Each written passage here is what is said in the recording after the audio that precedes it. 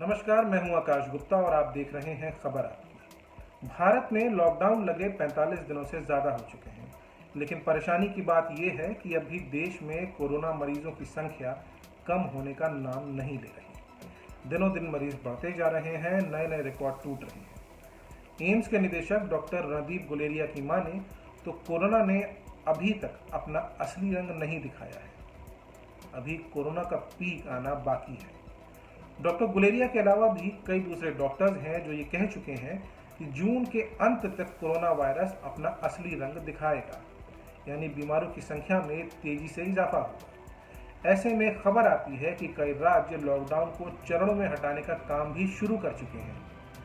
कहीं लोगों की आवाजाही की सीमा को बढ़ा दिया गया है, तो कहीं लोगों को ये सहूलियत दी जा रही है कि वो अपने निजी वाहनों से अपने परिजनों और दोस्तों को मिलने जा सकते हैं। लॉकडाउन हटाने का इशारा केंद्र सरकार की तरफ से भी दिखाई दे रहा है, क्योंकि रेल मंत्रालय ने बीती 10 मई को यह ऐलान कर दिया था कि 12 मई से देश के 15 रूटों पर ट्रेनों की आवाजाही शुरू की जाएगी। मंत्रालय की ओर से कहा गया था कि ये ट्रेनें स्पेशल ट्रेनों के तौर पर नई दिल्ली स्टेशन से चलेंगी और डिब्रूगढ़, अगरतला, हावड़ा, पटना, रांची, भुवनेश्वर, सिकंदराबाद, बेंगलुरु, चेन्नई, तिरुवनंतपुरम, मडगांव, मुंबई सेंट्रल, अहमदाबाद और जम्मू तवी को कनेक्ट करेंगी। इन सभी के लिए सीटों की बुकिंग 11 मई की शाम 4 बजे से IRCTC की वेबसाइट और ऐप से शुरू भी हो गई और एक ही दिन से कम समय में रेलवे ने 16 करोड़ रुपए से ज़्यादा के टिकट भी बेच दिए।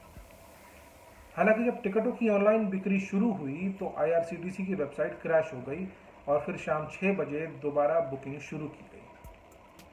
कोरोना को ध्यान में रखते हुए रेल मंत्रालय ने यात्रियों को एडवाइजरी भी जारी की है, जिसमें रेल मंत्रालय ने कहा है कि स्टेशनों पर यात्रियों को ट्रेन छूटने के 90 मिनट पहले पहुंचना होगा। साथ ही उन्हें मास्क पहनना ज़रूरी होगा। AC में सफ़र करने वालों के लिए ये ज़्यादा ज़रूरी होगा। मोबाइल में यात्रियों को आरोग्य सेतु ऐप डाउनलोड करने का भी आदेश दिया गया है। सरकार की दलील है कि ट्रेनों को दोबारा शुरू करने का फैसला देश के आर्थिक हालात को ध्यान में रखते हुए लिया गया है। ऐसे में सवाल तब और भी लाजमी हो जाता है जब देश में जारी लॉकडाउन को पूरी दुनिया में सबसे सख्त कहा जा रहा है।